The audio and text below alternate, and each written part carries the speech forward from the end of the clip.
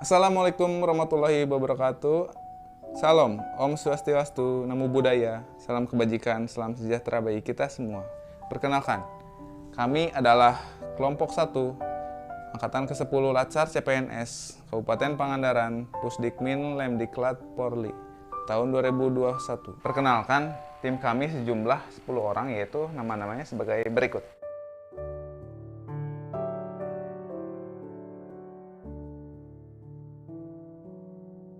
Pada kesempatan ini, kami akan mewawancari tokoh masyarakat mengenai bagaimana sih pengetahuan mereka tentang wawasan kebangsaan dan bela negara. Yuk kita saksikan bersama.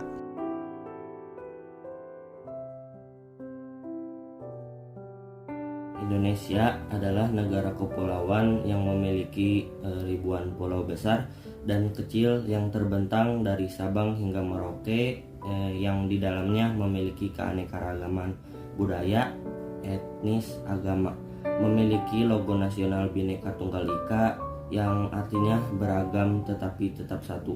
Bila diartikan, masyarakat Indonesia yang majemuk tapi tetap satu. Indonesia luas sih ya. Indonesia ini cuma salah satunya aja.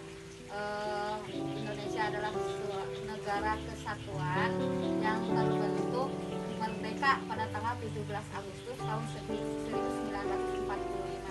Sebenarnya Indonesia itu sudah ada sejak dulu, sebelum datangnya Portugis, sebelum datangnya Belanda, sebelum datangnya Jepang. Kita itu sudah ada, Indonesia sudah ada, cuma pada waktu itu namanya Nusantara, zaman kerajaan-kerajaan dulu.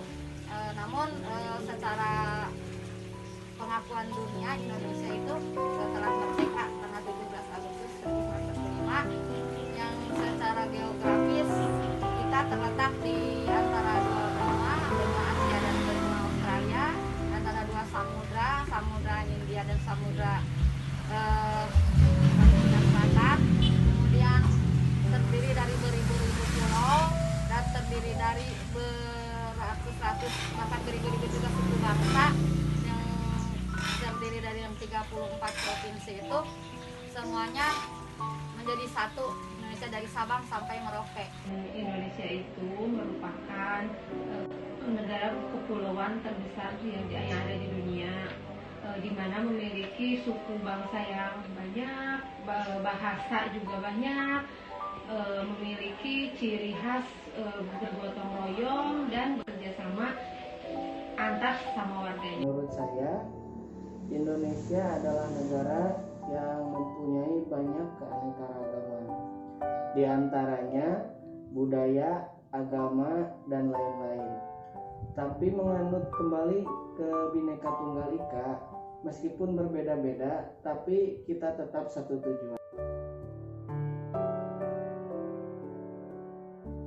Implementasi bela negara yang saya lakukan yaitu belajar dengan sungguh-sungguh untuk menjadi generasi penerus bangsa yang bermanfaat, membantu kedua orang tua beserta adik kakak selalu mentaati protokol kesehatan di era pandemi seperti ini untuk saling melindungi sesama manusia. Sebagai seorang guru, tentu saja kita menanamkan kepada anak-anak didik untuk mencintai tanah air, karena siapa lagi yang akan membela negara kita kalau bukan kita ya. Kalau kita hidup di belajar dari sejarah, kalau dulu zaman penjajahan kita mau belajar aja susah. Makanya sekarang ketika sudah merdeka kita belajar bisa nyaman, bisa tenang, bisa mencapai cita-cita, mau jadi apapun kita bisa gitu ya. Jadi mungkin bagi saya itu yang saya tanamkan adalah pertama mencintai negeri ini dengan sampai titik darah penghabisan untuk membelanya dengan cara memberikan pendidikan dan mencetak anak-anak bangsa agar menjadi cerdas. Mereka merupakan tulang punggung negara dan mereka juga merupakan pengganti kami dari generasi yang mungkin lama-lama kita akan tidak ada gitu ya. Kalau tidak ada generasi, ya siapa lagi yang akan membangun negara ini?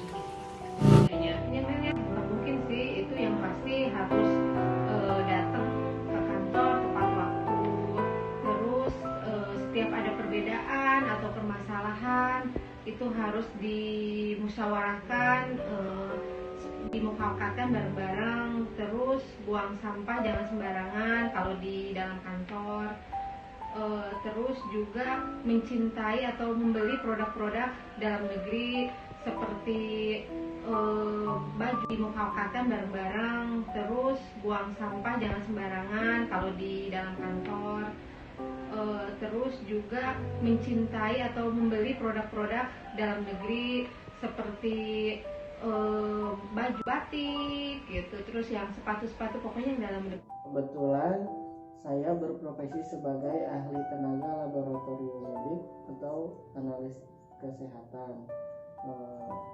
Bentuk implementasi saya dalam bela negara adalah melakukan pemeriksaan kepada pasien-pasien yang datang ke laboratorium di tempat kerja saya.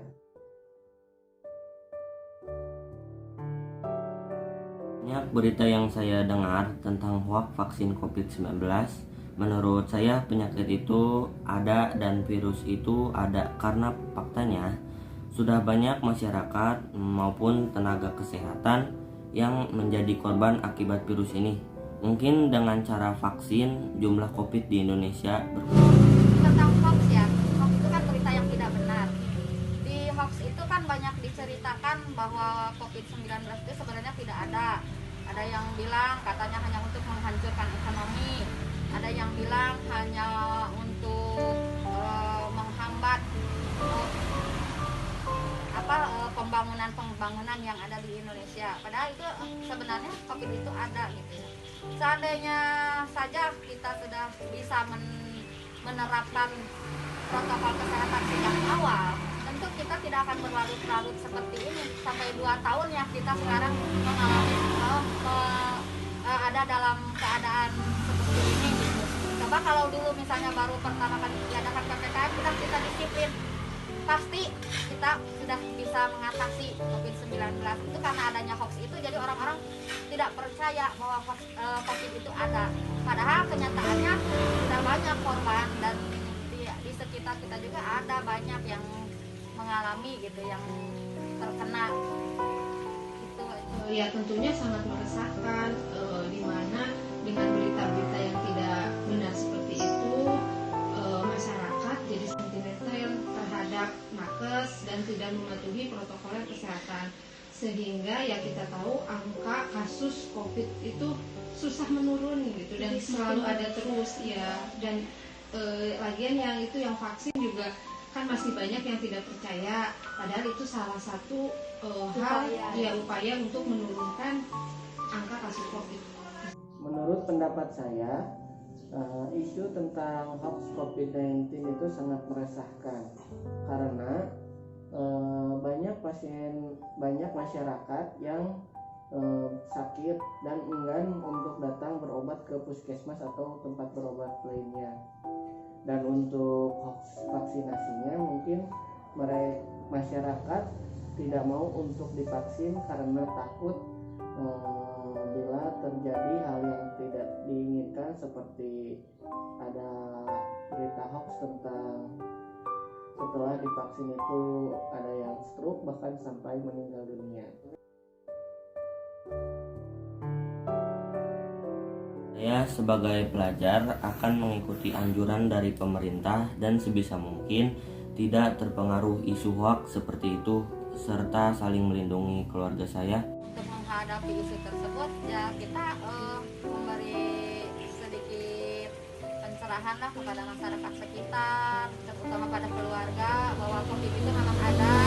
Makanya kami sekeluarga sudah vaksin, semuanya sudah lengkap, sudah 2 kali, kita sudah punya sertifikat vaksinnya. Bahkan alhamdulillah tidak ada yang terkena gitu. Jadi juga kepada anak-anak kami terapkan juga tentang 5M. Bahkan pada waktu lalu pernah kami mengikuti lomba protokol kesehatan 5M yang diselenggarakan oleh Kemenag Kabupaten Pangandaran. Alhamdulillah juara 1 gitu ya. Anak-anak antusias sekali selalu menjaga kesehatan. Kalau menanggulangi dari diri sendiri ya, itu lebih banyak bertanya pada ahlinya. memperbanyak literasi yang berhubungan dengan COVID. Terus juga hoax tersebut kalau menanggulangi dari diri sendiri ya, yaitu lebih banyak tanya pada ahlinya, memperbanyak literasi yang berhubungan dengan COVID. Terus juga kalau ada apa-apa bertanya pada ahlinya, banyak sharing lah dengan orang-orang yang lebih tahu gitu. Dan yang paling penting itu percaya sama pemerintah dan mengikuti anjuran pemerintah. Kesehatan, saya akan melakukan penyuluhan kepada masyarakat tentang isu hoax tersebut agar mereka tidak termakan atau tidak terpengaruh oleh isu-isu yang datang kepada mereka, dan agar mereka paham bahwa isu atau hoax tersebut itu tidak benar.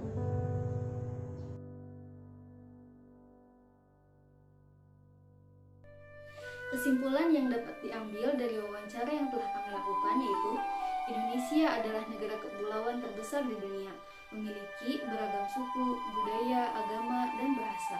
Sesuai semboyan kita, Bhinneka Tunggal Ika, berbeda-beda tapi tetap satu jua. Semangat gotong royong juga menjadi salah satu ciri khas kita, bangsa Indonesia, yang harus selalu kita jaga. Setiap orang dapat melakukan aksi bela negara. Semua lapisan masyarakat ikut berkontribusi, muda, tua, apapun profesi. Semua ini dilakukan untuk menjaga kedaulatan negara, kerukunan wilayah, dan keselamatan bangsa. Misal aksi bela negara yang dilakukan petugas pemerintahan dan tenaga kesehatan, yaitu bekerja dengan sungguh-sungguh dan bertanggung jawab. Bagi siswa, belajar dengan giat dan sungguh-sungguh. Bagi guru, mendidik siswa-siswinya untuk mencerdaskan kehidupan bangsa demi Indonesia yang lebih cerah. Hoax COVID-19 yang beredar tentu sangat meresahkan. Masyarakat yang percaya hoax tersebut tidak mematuhi protokol kesehatan dan anjuran pemerintah, sehingga kasus COVID-19 sulit untuk ditangani. Solusi yang dapat kita lakukan mengenai hoax dimulai dari keluarga kita sendiri, bertanya kepada para ahli, berbanyak literasi mengenai COVID-19, dan ikuti anjuran pemerintah. Itulah hasil wawancara dan kesimpulan dari sesi wawancara mengenai wawasan kebangsaan, isu kontemporer, dan bela negara. Terima kasih.